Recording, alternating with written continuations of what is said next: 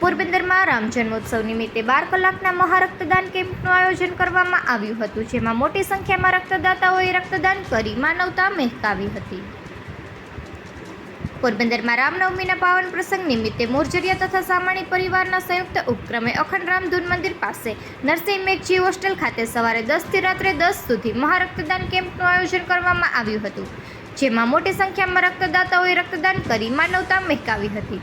તેમજ રઘુવંશી એકતા ગ્રુપ દ્વારા લોહાણા મહાપ્રસાદનું આયોજન કરવામાં આવ્યું હતું. તે સ્થળ રઘુવંશીનગર ધોબી સમાજ મેદાન બિરલા હોલ રોડ પર પણ સાંજે 5 થી રાત્રે 10 સુધી મહારક્તદાન કેમ્પનું આયોજન કરવામાં આવ્યું હતું. તેમાં પણ રક્તદાન કરવા રક્તદાતાઓએ કતાર લગાવી હતી અને બંને સ્થળોએ મોટી સંખ્યામાં રક્ત એકત્ર કરાયું હતું.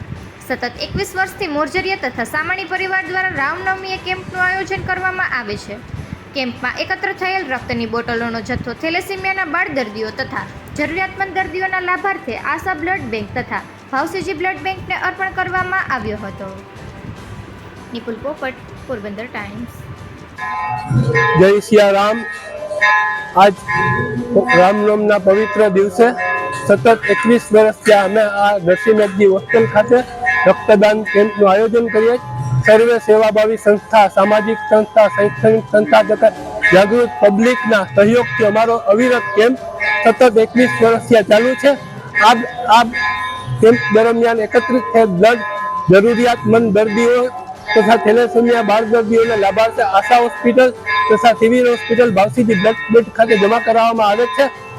ને અમે અમારું અવિરત કાર્ય ભવિષ્યમાં પણ આ રીતે ચાલે એ જ ભગવાનને પ્રાર્થના કરીએ છીએ.